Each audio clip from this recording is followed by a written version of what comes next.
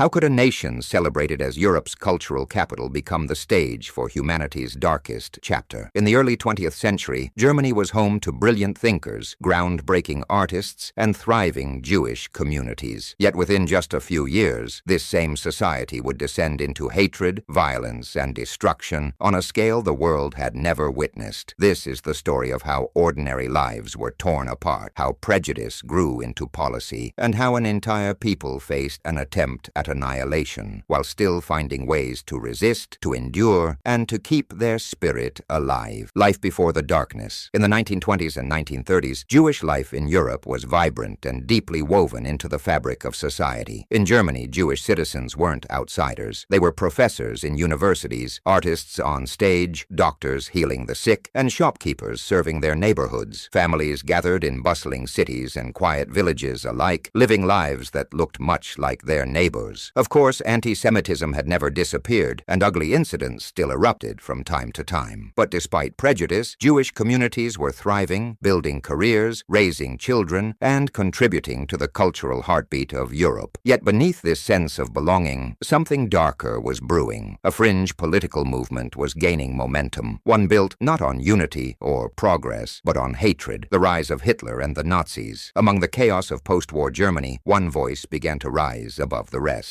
Adolf Hitler. In his book Mein Kampf, he branded Jews as parasites, blaming them for Germany's struggles and promising their annihilation if he ever came to power. At first, his movement seemed too extreme to succeed. The Nazi Party was a fringe group, mocked as radicals on the political sidelines. But then came the economic collapse of 1929. Millions lost their jobs, savings disappeared overnight, and desperation spread across the country. In that storm of fear and anger, Hitler's promises of revival and scapegoats found an audience. By 1933, he was appointed Chancellor of Germany. Weeks later, a mysterious fire at the Reichstag building was blamed on communists, and in the name of security, civil liberties were stripped away. Parliament lost its power, and a dictatorship was born. What started as a fringe ideology had now become the law of the land. And for the Jews of Germany, the nightmare was only beginning. Legalized persecution. Once in power, the Nazis wasted no time turning their hatred into law. In 1935, the Nuremberg Laws stripped Jews of their citizenship. Overnight, families who had called Germany home for generations were told they no longer belonged. They lost the right to vote, to hold public office, to marry non-Jews. Businesses were boycotted, jobs vanished, and doors that had once been open slammed shut. Many tried to escape, desperate to find safety abroad. But visas were scarce, and nations around the world closed their borders, unwilling to take in more refugees. For countless families, there was no way out. The message was clear. Jews were being pushed to the margins of society. Yet this was only the beginning. Soon persecution would give way to a campaign of violence unlike anything the modern world had ever seen. The War of Annihilation. In 1939, Germany's invasion of Poland ignited World War II and unleashed a campaign of mass murder against the Jews. As German forces swept across Europe, special units known as the Einsatzgruppen followed behind. Their mission was simple and horrifying: hunt down Jewish men, women, and children, march them to the edge of fields or forests, and shoot them into mass graves. Within just a few years, nearly 2 million people were killed this way. For those not executed on the spot, a different kind of prison awaited. Jews were herded into overcrowded ghettos, walled off from the rest of society. Disease spread uncontrollably, food was rationed to the edge of starvation, and the Yellow Star of David was made mandatory, branding every Jewish person as a target. Life had become a slow death. Yet even this cruelty was only a prelude to something far worse: the industrialized killing machine the Nazis were about to unleash, the final solution. By 1942, Nazi leaders no longer hid their intentions. At a villa in Berlin during what became known as the Wannsee Conference, officials calmly outlined a plan they called the final solution. Their goal was chilling in its simplicity: the systematic annihilation of every Jew in Europe. Deportations began almost immediately. Families were crammed into cattle cars and sent to newly built death camps, places like Treblinka, Sobibor, and Belzec. Upon arrival, most were told they were heading to showers. Instead, they were forced into gas chambers, killed within minutes. Some camps, like Auschwitz-Birkenau, doubled as both labor and extermination centers. Prisoners were worked to exhaustion, only to be sent to the gas chambers when they could no longer continue. This was mass murder on an assembly line. Thousands thousands killed every single day. The Nazis had turned genocide into a factory process, efficient, relentless, and terrifyingly modern. But even here, in the very heart of the killing machine, sparks of defiance refused to die out. Resistance and defiance. Even in the face of near-certain death, many Jews refused to go quietly. In ghettos across occupied Europe, underground groups smuggled weapons, staged revolts, and spread hope where despair was meant to reign. The most famous uprising took place in the Warsaw Ghetto, where a small band of fighters held off German forces for weeks, armed with little more than pistols and homemade explosives. Others fled into the forests, joining partisan units that sabotaged Nazi supply lines, derailed trains, and struck back in guerrilla raids. These fighters, Jewish and non-Jewish alike, proved that even against impossible odds, resistance was possible. There was also resistance of another kind, quieter but no less powerful. Prisoners observed holidays in secret, sang forbidden songs, wrote poetry, and sketched drawings on scraps of paper. In moments of unimaginable cruelty, they chose to affirm their dignity, to keep their identity alive, and to remind the world, even if only through whispers, that they had not been broken. But by 1944, the Nazis had accelerated their campaign. Across Europe, ghettos were emptied, camps filled, and the machinery of death reached its most brutal pace. Collapse of the Reich. By 1945, the Nazi Empire was crumbling. Soviet forces pushed westward, liberating Auschwitz in January, and revealing to the world the full horror of the camps. In the West, American and British troops crossed the Rhine, uncovering more camps filled with skeletal survivors and mountains of the dead. Inside Berlin, Hitler retreated to his bunker. With Allied troops closing in from every direction, he chose death over surrender, ending his life in April. Within days, Germany laid down its arms in unconditional defeat. The war was over. But for the Jewish people of Europe, the devastation was almost beyond comprehension. 6 million Jews had been murdered, along with millions of others: Roma, Poles, the disabled, political prisoners, and anyone the Nazis branded as undesirable. Entire towns that had once been alive with Jewish families and culture now stood silent, emptied of their communities forever. Liberation had come, but the scars of the Holocaust were only beginning to be reckoned with. Aftermath and memory. When the guns finally fell silent, survivors faced a new kind of struggle. Many returned to their towns, only to find their homes stolen, their businesses gone, and their neighbors unwilling to welcome them back. With nowhere to go, countless survivors ended up in displaced persons camps, stateless, traumatized, and uncertain of the future. But even amid ruin, life slowly began again. Jewish refugees built new communities in America, in Israel, and across the world. They carried with them the memory of what had been lost, determined to honor it by rebuilding, by raising families, by refusing to let their identity be erased. The Holocaust left Europe scarred forever, its destruction almost unimaginable. Yet out of that devastation came a promise, a vow that such horror must never be allowed to happen again. Museums, memorials, and education efforts continue to this day, not just to remember the millions who were killed, but to remind future generations of where hatred can lead if it goes unchallenged. The Holocaust was not just history, it is a warning, and remembering it is not optional, it's survival. Conclusion: the Holocaust was more than just a tragedy. It was proof of how quickly prejudice can grow into policy, and how policy can turn into mass murder. 6 million Jewish lives were erased, alongside millions of others, not because of what they did, but because of who they were. Yet even in the darkest years, there was courage. People who resisted with weapons, with words, or simply by refusing to let their spirit be crushed. What makes the Holocaust most haunting is that it was not inevitable. It was the result of choices, by leaders who fueled hatred, by followers who enforced cruelty, and by bystanders who stayed silent. That is why remembering it matters, because silence then, as now, is never neutral. It is permission. The Holocaust reminds us how fragile freedom can be, and how dangerous silence becomes in the face of hate. If this story moved you, share it so others can hear it too. History only protects us if we keep it alive. Don't forget to subscribe for more untold history, and turn on notifications so you never miss the stories that matter. Together, we can make sure the memory of the Holocaust and the lessons it carries are never forgotten.